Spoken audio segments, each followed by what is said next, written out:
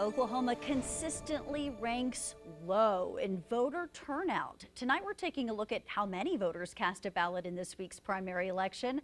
Fox 25's Paige Taylor joins us live from the state capitol with the new numbers from the state election board. How did we do, Paige?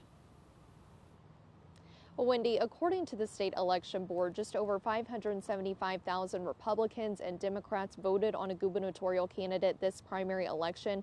And then in total, just over 630,000 people voted on the state question to raise the minimum wage.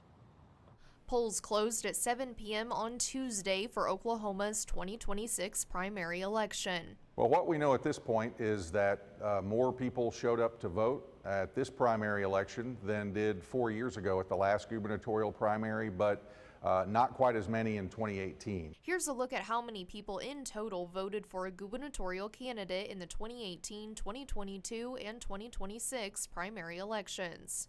And here's a look at how many voters decided on a state question to legalize medical marijuana in 2018 compared to how many voters decided on a state question to raise the state's minimum wage this primary election. Voters did legalize medical marijuana in 2018, but they did not raise the state's minimum wage on Tuesday. I think in 2018, you had higher than usual turnout for a primary that was largely driven by a state question regarding medical marijuana. Of course, we had a state question this time, which I think maybe helped the turnout be higher than 4 years ago, but I don't think minimum wage had quite the draw that medical marijuana did. CEO of Let's Fix This, Andy Moore, says 3 out of 4 eligible voters in Oklahoma did not show up to vote this election. Turnout in primary elections is always lower because it's often the races that aren't as publicized. And in particular this year, because Oklahoma has closed primary elections, it meant that independent voters didn't really have much to motivate them to come out, except for State Question 832. Moore noted Oklahoma consistently ranks at the bottom of the pack for voter turnout. He says there are ways the state legislature and state election board could help.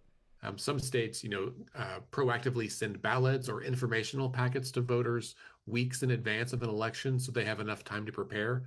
I think there's some systemic ways we could really use the leverage of the state to help improve voter turnout here in Oklahoma.